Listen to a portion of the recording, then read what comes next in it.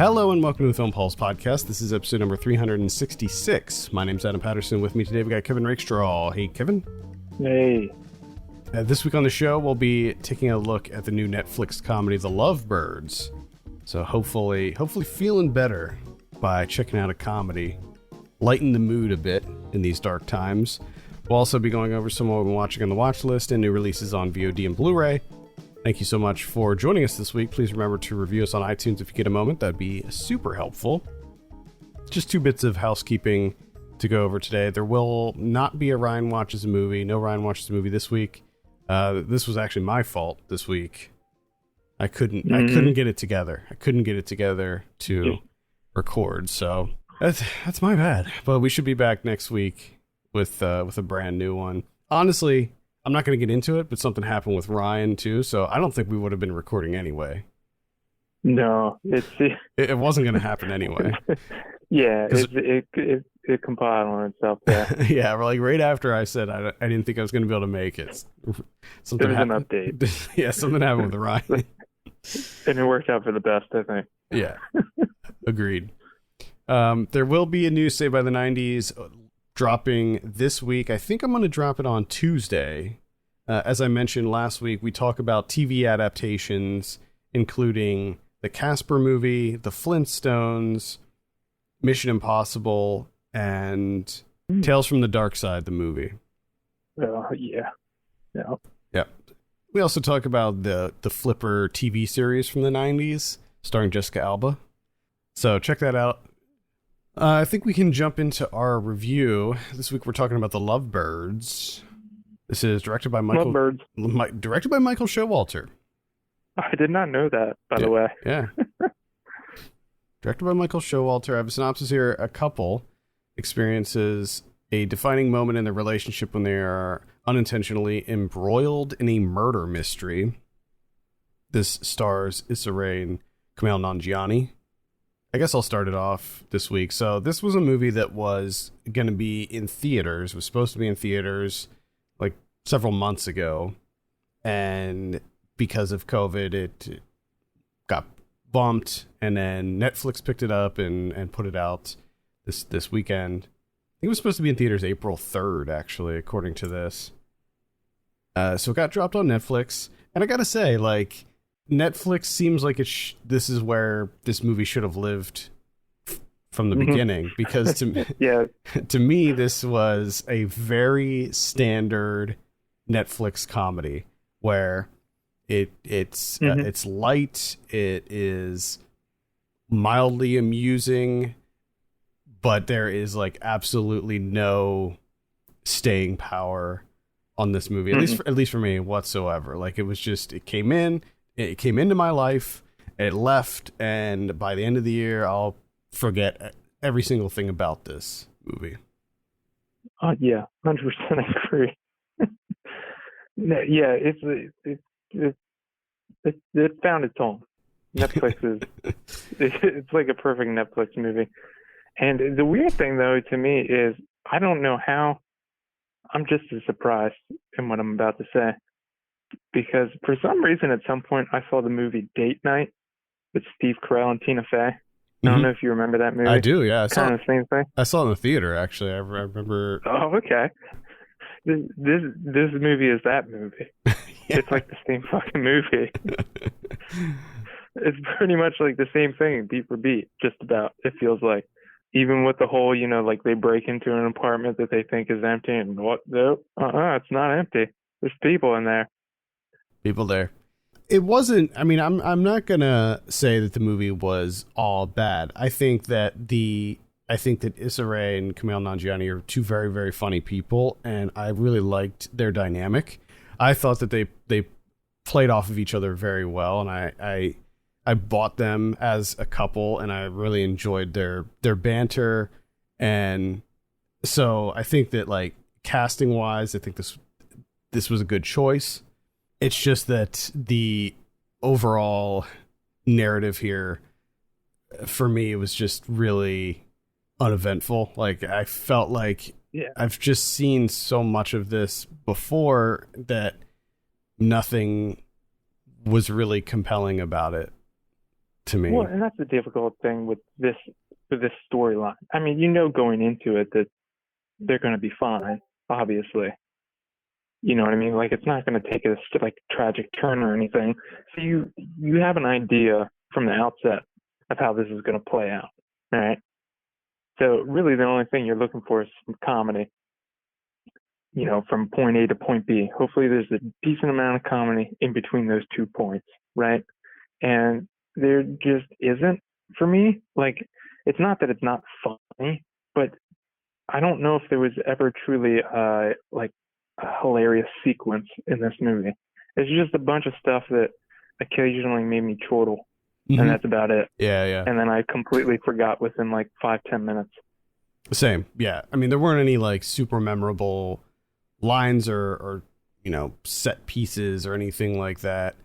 It was all, to me, it was all like mildly amusing. And like the one scene that I thought was really funny, unfortunately, was in the trailer. And that was the scene when they get like kidnapped by the couple, and he has to choose between the bacon grease or what's behind the door. And unfortunately, yeah, that's in the trailer. So yeah. And even like I said, where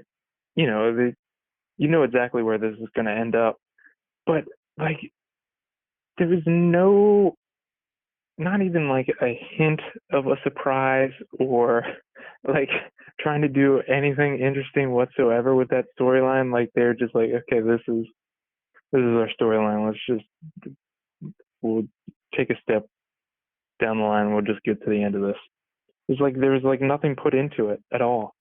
I also liked the eyes wide shut scene. Like that was funny, but again, a big portion of that was spoiled in the trailer. So yeah, and it feels really, really lazy too, in the sense that you have that build up to them getting to that eyes wide shut scene, which that whole set piece is very, very short. And then like after that, it's just the cops, just being like, hey, we just need your help. And it's just like, what? None of this feels realistic in any way, shape, or form. And not that it needs to be realistic. Obviously, it's a comedy, but it's just so, like, it's just so incredibly lazy to me. Yeah, I mean, it feels so like paint by numbers.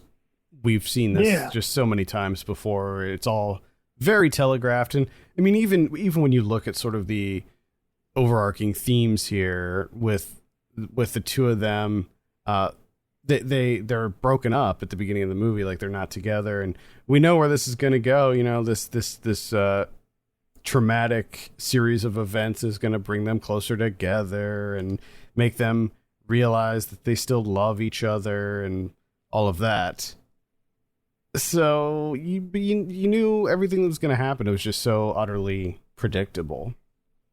And I think as a result, even though you have two strong leads in this who are inherently funny people, it doesn't necessarily save this from feeling just sort of mediocre. Yeah. And it doesn't feel like they were given enough room to really, kind of do anything comedy-wise. They just felt really like boxed in by the storyline that no one cares about. We just want comedy. Yeah. We don't give a shit. We know what's gonna happen. Either like as soon as it the cards are laid out on the table, you're like, I know exactly how this ends. So let's just do some good comedy, please. I did like the scene when they were talking about the Bad Boys song, and Kumail Nanjiani goes, "We're the bad boys. What are we gonna do?" I think my favorite part is the thing that I found the funniest was his the milkshake container, because I've often wondered that too. Oh yeah. Like, why do they always make more milkshake? Like, I just don't understand. How is there not just like a standard size milkshake container maker, and that's what you get? Like, how do they not match up to the glass that's served? Yep. It seems unnecessary. Yeah, so It's like it's on Netflix. Everybody already has Netflix. It's You're not going anywhere. You're not going anywhere. There's not much else to watch. So maybe give it a look. Just don't expect more than a standard Netflix comedy. I maybe I made the mistake of having sort of a little bit of elevated expectations for this, just because I knew that it was originally going to be a theatrical release and then put on Netflix. So I kind of thought maybe it'll be a little bit different, but no. Well, and that's what I thought too. Is that coupled with Issa Rae and Nanjiani, right? Like, oh, this is going to be good. And then, like, right before I hit play on this thing, I realized that Michael Showalter's the director. I'm like, oh, this might actually be something. But it's not. It's not. Yeah, unfortunately, it's not. Not at all. Just a massive bummer. Mm-hmm. Yeah. All right, let's give the Lovebirds a score. What are you going to give it out of 10? Really a 4.5. Yeah, it's kind of right around where I'm sitting. Right around a 5 for this. Just it's one of those things where, I think it's like an hour and a half long, right? So it's brisk. Got that brisk runtime. I'll say that I didn't hate my hour and a half with it, but I'm also not going to remember that hour and a half. Exactly. Yeah, I mean, it's already leaving my mind at this point. I pretty much just remember the milkshake thing. That's what I got.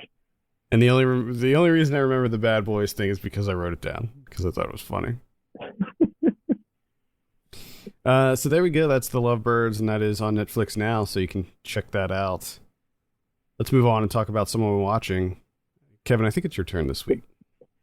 That might have been the shortest. I know. I mean, I have so little to say about it.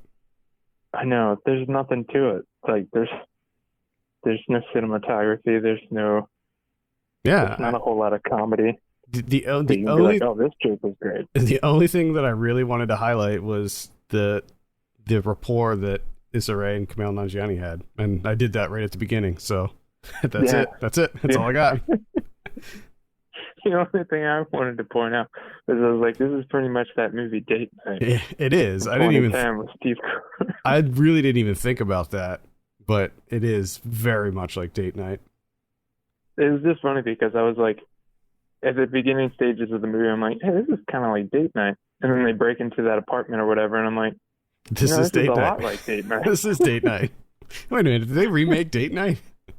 Did they just reboot it with different people? Oh, man. Well, I didn't watch a whole lot. And actually, one that I kind of forgot to talk about with you is Sucker Punch. Did I talk about Sucker Punch with you? No. I can't remember. Yeah. No, I definitely would have remembered if you mentioned Sucker Punch. So. Oh, my God. I have to know what you thought of Sucker Punch. I didn't really like it. I mean, I don't think shocked. That's a huge surprise. I think there's enough here for me to like it, but this movie does, a number one thing that I can't stand, which is like one musical track to another musical track to another musical track, where it feels like it just plays out like a music video. And the music that is in this movie is so bad. It's all these terrible covers.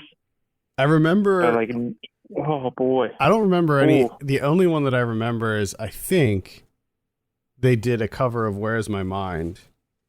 Yes, and it's terrible. And they do a cover of Jefferson Airplane's White Rabbit, which is also really, really terrible. Because they're all those like emo, brand of covers where they slow it down a little bit, and it's terrible. And again, it hops from one terrible cover to another terrible cover to another terrible cover, and it never gives me time to just be in a movie, really. Like there's always this terrible soundtrack playing, except for when they do a Bjork song, which it was the only song that worked, and it wasn't a cover. It was like, yeah, just use the original song or find something better, please.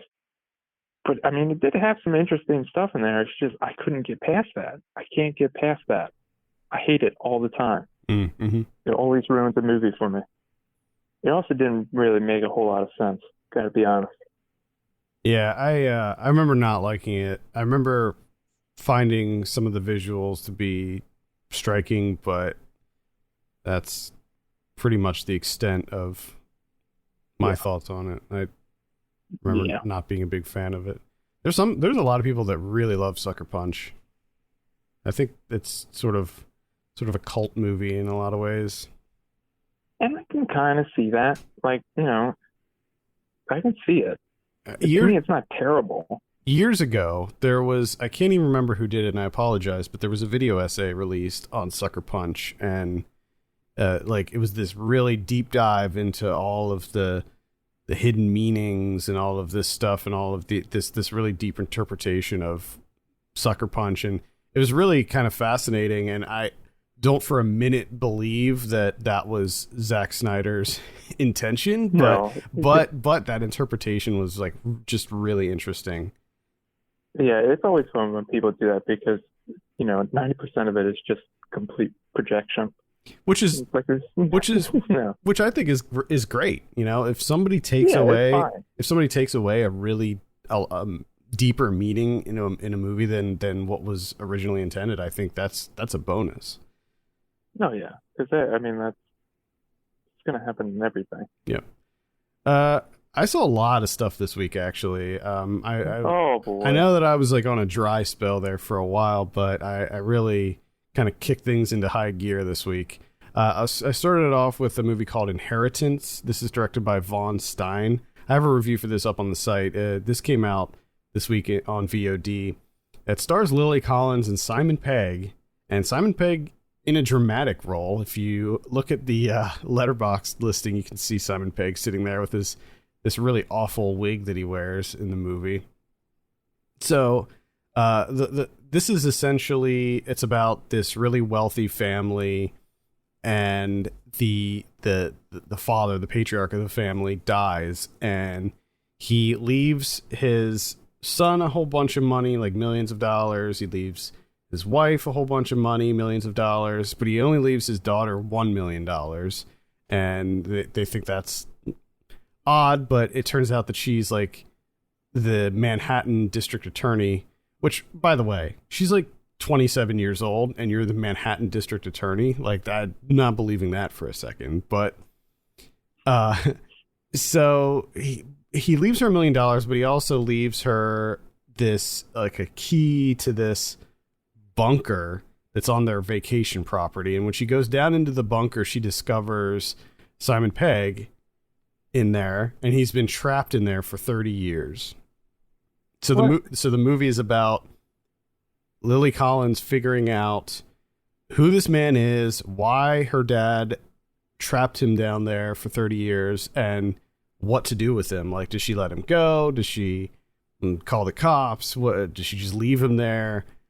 And so it has somewhat of an intriguing premise, but it doesn't go anywhere with it. And by the end, it just, like, the final act completely ruins the movie. It turns into this really standard thriller, and it sort of undermines everything about the movie up to that point. It was up to that final act. It felt like almost this critique on wealth, and you have this family who their dad was like a big finance guy, and then she's this powerful DA, and then her brother is a congressman. So they have this like sort of this untouchable quality to them where they can get away with anything because they have so much money and they can just pay off whoever, and they have all these connections and stuff.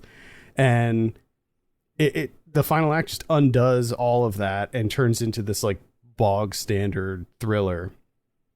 And none of it really works. To me, it all felt like a bad version of Succession, the HBO show, and it was just really disappointing. Simon Pegg in a dramatic role didn't really work. You know, sometimes it works for comedic actors who make the switch over to drama, and in this case, it did not work in his favor. Yeah, like I pulled up Letterboxd because I was intrigued by this wig thing, and just seeing him right here, I'm just like, I have a feeling that doesn't work. Nope, it doesn't look like it's gonna work.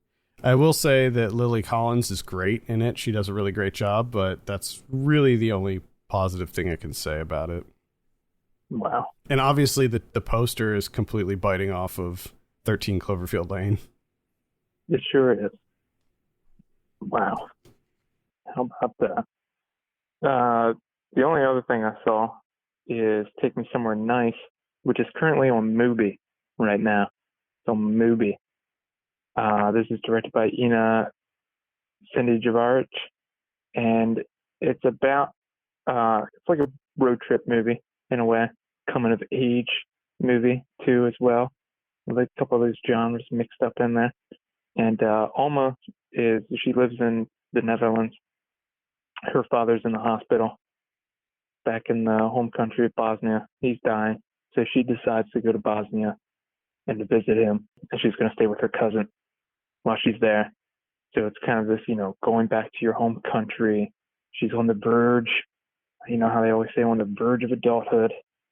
And it's this summer. She's going to take this, she's got to figure out a way to get to the hospital, because as soon as she gets to Bosnia, her cousin just has no interest in her whatsoever, and just, cold reception, doesn't want to do anything, doesn't want to be around her. So she's just kind of left stranded in Bosnia, and she's got to figure it out. And of course, most of the things don't go as planned, as they normally don't in these movies. For the most part, it's pretty standard. If you've seen enough of these movies, and especially like the Euro art house take on them, there's not a whole lot going on. The vibe of it feels very similar to like any of the European movies, where there's not a whole lot of dialogue. There's some quirks in there, little just slight touches of comedy, very, very subtle, very dry, that type of thing. The only thing that I will say is this is also, I should mention, this is a debut, but the work that the director does along with their cinematographer, Emo Weemhoff, throughout the entirety of this movie, every shot, pretty much every frame, every scene, sequence, what have you, is visually interesting, very meticulous, very interesting shot choices, the way that they stage them, the way that they block them and everything. And just on that side of things, visually speaking, it's definitely something that holds your interest for the entire runtime, which in turn makes up for the fact that the storyline of this, the narrative portions of it are a little bit well worn and not entirely interesting on their own. But for the most part, the visuals make up for it enough that I definitely will check out more of what she has to come in the future. And I will tell you this too, because the majority of the movie takes place in Bosnia. Bosnia, it got some interesting things going on lighting wise, and a lot of their hotels and whatnot. Got a lot of strange, like strobing, changing light, like mood lighting type thing. Like purples and greens. It's very bizarre.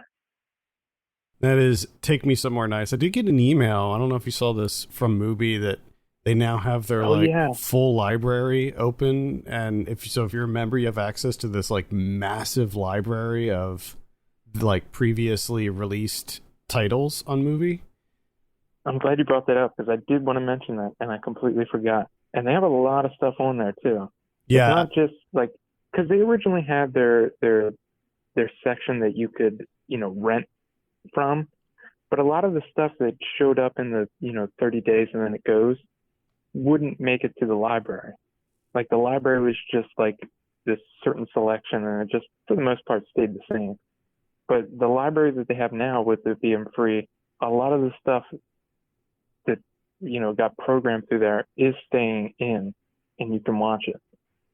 Yeah, I quickly browsed through it the other day, and It's a pretty impressive lineup. So if you have Mubi, check it out. And I think that they do offer like a trial. So be sure to check out Mubi if you get a chance. If you're looking for some interesting things that you maybe never heard of.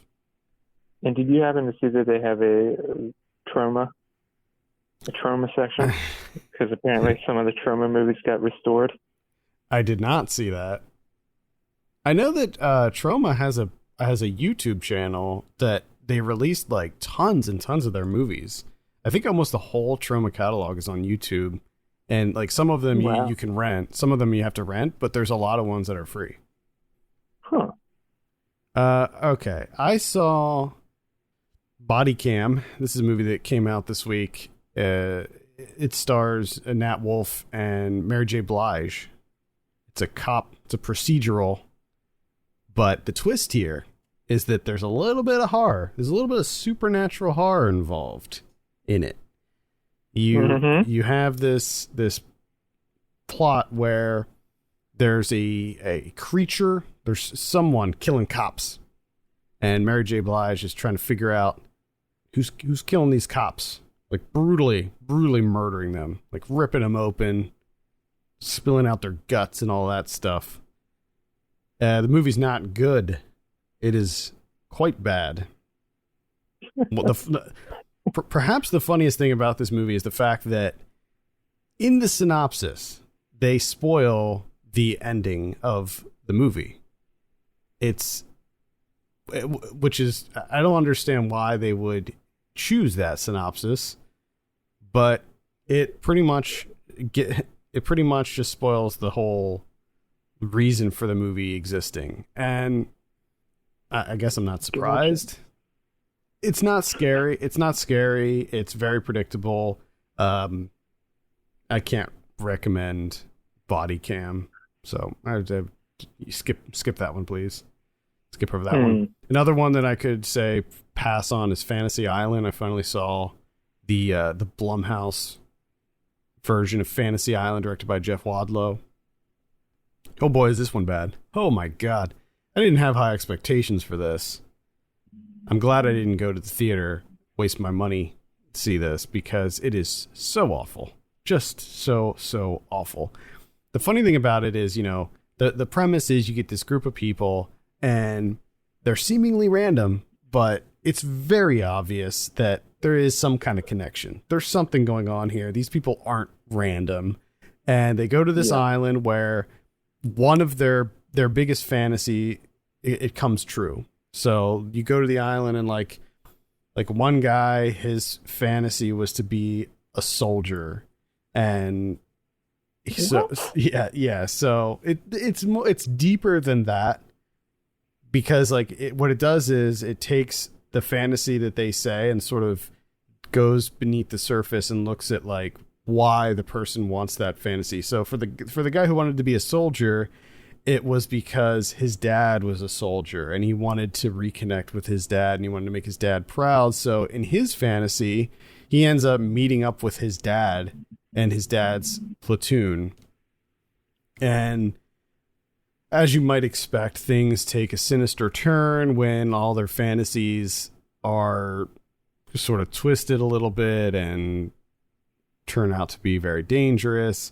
But then things get a little more complex when you find out that like some of these people are in other people's fantasies. So like it was like part of my fantasy that you were here and had this fantasy where this thing happened to you. So it's like there's these like supposed layers to it, and then like, but it gets so ridiculous because you're just like, is it his fantasy? Is it his fantasy? Whose fantasy is this? Are we in this other fantasy now? And when you find out like how they're all connected, it's just really dumb. And I can't definitely don't recommend Fantasy Island. It just doesn't work on any level. I saw two Coogans, did a Coogan double bill this week. Oh boy. Yeah, I started with the trip to Greece, which is the fourth and supposedly final entry in the trip series. I hope that's not the case. Yeah, I hope that's really not the case. I have a feeling that they didn't intend on doing 4 of these to begin No. with. It's directed by Michael Winterbottom, who did all the other ones. And I got to say, like, if you're not a fan of the Trip series, it's more of the same. It's Steve Coogan and Rob Brydon. They go to Greece. They're retracing the steps of Ulysses. And if you didn't like any of the previous ones, you're probably not going to like this one. But as someone who really enjoys the Trip movies, just for how I don't know how to explain it. They're funny, yes, but there's like this sort of level of comfort I get from them. Like it's just like it's like a warm blanket, you know? There's just something about them that I really enjoy. And if you've watched all the other ones, you'll know that, like, as each one is released, they get progressively more somber. And this one is by far, like, the most dramatic of them all. And I think that that's actually kind of a big theme in this, is the juxtaposition between tragedy and comedy and all of that stuff.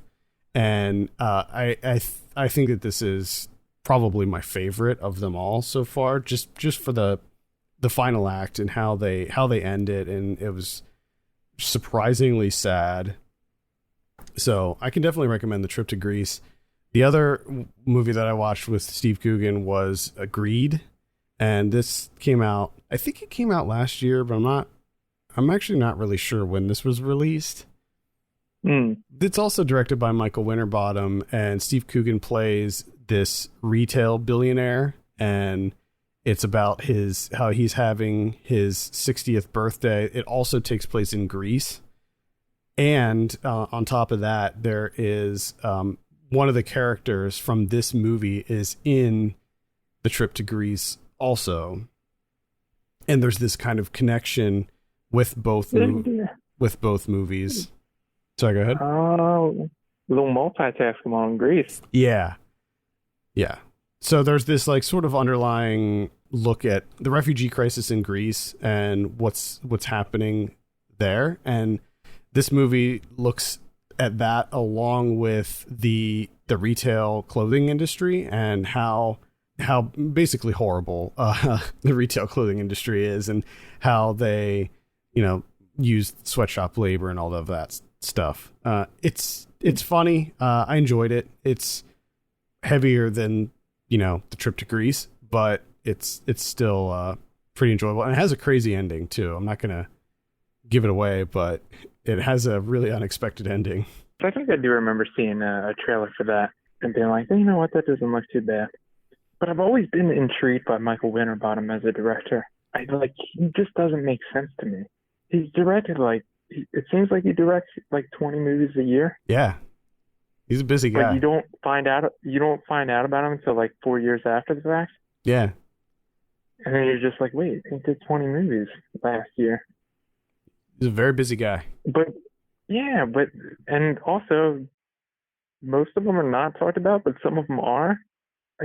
He's such an odd career to me. I like his stuff. Like, almost everything he does, I enjoy. I don't think I've ever loved anything he's done. I like things that he's done, but not enough that he stands out to me.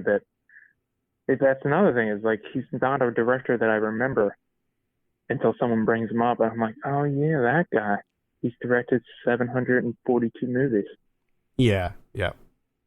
He doesn't really have, like, a distinct style or anything. Like, if you see one of his movies, there's like certain things about it, like if Steve Coogan's in it, and it's like a comedy that has these sort of dramatic elements, you could probably say as a safe bet that it's a Winterbottom. But other than that, it's kind of tough to pin him down.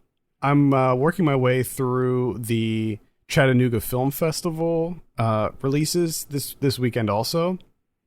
Now, if you're not familiar, the Chattanooga Film Festival has gone virtual this year. So if you're listening to this, and today is the last day of the Chattanooga Film Festival. So if you're interested, you can still buy a $10 pass and get full access to all of the movies That includes the features and the shorts that are available, and there's some really good stuff. I still have a bunch that I want to watch and try to squeeze in this weekend, so I'll mention those next week. But so far, I watched The Vice Guide to Bigfoot, which is directed by Zach Lampew. What The Vice Guide to Bigfoot is it's a mockumentary about this journalist for Vice who is sent to Georgia to follow this Bigfoot hunter around, and some pretty crazy things happen along the way. And it's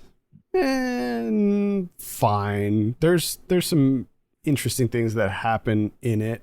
It's funny that that it's sort of lampooning Vice, but obviously Vice signed off on it because it uses actual like Vice, like Brian Emond is an actual Vice correspondent, and so like they rip Vice apart, and it's just funny because they obviously signed off on it.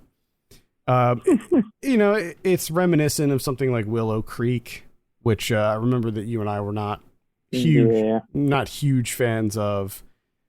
It's not so much found footage as it is mockumentary, though, and there's some other things that happen that make it more entertaining and complicate things a bit. So I would maybe give it a light recommend, especially if you enjoy making fun of Vice and how freaking ridiculous they are. Because there's some really funny stuff. There's like a scene where he goes to Williamsburg and interviews someone who makes artisanal antibiotics in Williamsburg. It's just who did was that documentary now? Did they do one where they spoofed Vice? Probably. I think they did, actually. And it was great because it was like the Mexican drug cartels or something, and they kept sending Vice people down. They kept getting murdered. Oh yeah. And sent back. Yep. Yeah. Oh God. Vice is so ridiculous. They are. The other one I saw was called Fulci for Fake, which is a documentary about the director Lucio Fulci, who directed such films as Zombie and The Beyond and New York Ripper. Pretty into this director. And this is kind of a little bit of an experimental documentary where the director hires an actor to portray Fulci, but what he does is he has this actor go around and interview all of the people from Fulci's life, like coworkers and family members and such, in order to portray him in these like reenactments. Mm-hmm. I don't really get why they did it. Like, I'm just not sure what the point of it was, honestly. Like, they're trying to like deep dive into like Fulci's life and his psyche and understand him and his decisions as a director and stuff like that. But I just don't understand why they did it. Like what was the point? Because to me, a lot of it felt like I don't understand. It didn't add anything really to the documentary, and there were some like anecdotes that friends and family would tell that were like pretty boring, and so it's not a documentary that necessarily worked for me. And I'm a pretty big fan of Fulci, but like super fans might gain something out of hearing these stories about him, but for me it was like I found it to be pretty dull, so I can't really recommend Fulci for Fake. I just wasn't that into it, and the experimental aspect of it didn't really work for me either, unfortunately. Okay, let's talk about what we have on VOD this week. On the 26th, we have Funny Pains, which is a comedy about stand-up comedians. We got We got Girls Just Want to Have Blood. I gotcha. Yeah, Girls Just Want to Have Blood. Being a Teenager Sucks. It's a vampire movie. Gotcha. Mm-hmm. Gotcha. We got Celebrity Crush. Some kind of horror movie. Judging by the poster, it looks like they're trying to looks like a Joker ripoff or something. Cool. Screened Out, which is a documentary. And then on the 29th, we have Papicha. That is a virtual theatrical release. We got For We Are Many, which is looks to be a horror movie. We got Stage, The Culinary Internship. That is a virtual theatrical release too, and that is obviously a documentary. End of Sentence, starring John Hawkes and Logan Lerman. Sometimes a wrong turn can get you to the right place. Oh, that's good. Yeah, enjoy that. We got The Vast of Night. That's going to be on Amazon. Yes. And Debt Collectors, which is Scott Adkins action movie. Oh boy. Oh boy. I feel like we got a couple. Got a couple of these Scott Adkins movies coming down the pipe. Yeah. On Blu-ray this week, we have The Deer Hunter in 4K. Oh boy. From 1978. Classic. I'm kind of surprised that's not already in 4K. Yeah, Shout Factory is putting that out. Collector's edition. Mm-hmm. Escape from LA from 1996 is getting a new Blu-ray release. Is that a Shout Factory? Yep, that is a Shout Factory Collector's edition. I remember really loving Escape from LA. I remember I saw Escape from LA before Escape from New York. And then when I saw Escape from New York, years later, I was just like, this is the same movie. It's the same exact movie. It's when you see them, they're like, this is pretty much the same thing. I remember the surfing scene in Escape from LA, and just it looks so bad. Yeah, but did New York have a surfing scene? No, I don't think so. So, okay, not the same movie. Jesus. Yeah, good point. We got The Invisible Man coming out in 4K as well. That's going to be on regular Blu-ray too. If you haven't checked that out, I would highly recommend it. Zombie is getting a 4K release. That's the Lucio Fulci movie from 1979. This is, we got a box set from Arrow. This is the films of Shinya Tsukamoto. This is the guy who did the Tetsuo the Iron Man series and Tokyo Fist, Bullet Ballet. This is 8 movies, I think.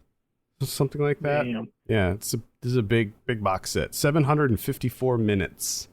Maniac from 1980 is getting a 4K release. That was just on Last Drive-In a couple weeks ago. Very disturbing movie.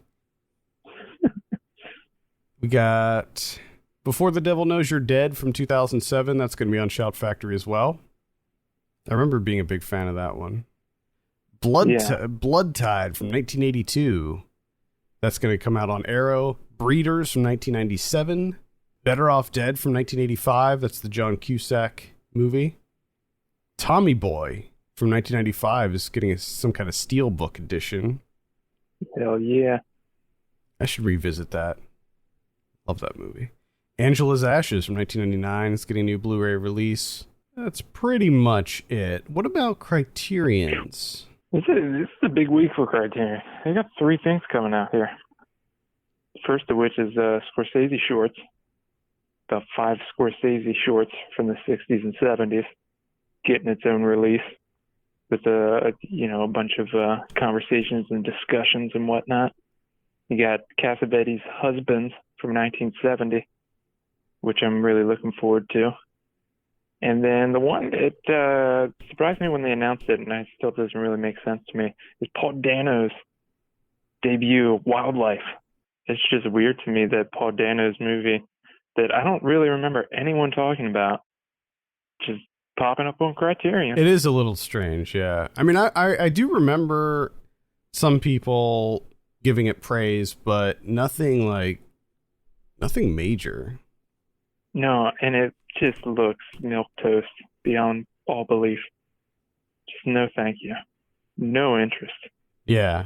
All right, I think that's going to do it for this week. Thank you so much for listening. You can send us your questions and topics to podcast@filmpulse.net. You can follow us on Twitter @filmpulsenet and @filmpulsekevin. And if you have a minute, consider reviewing us on your podcast platform of choice. For Kevin Rakestraw, my name's Adam Patterson. We'll see you next week.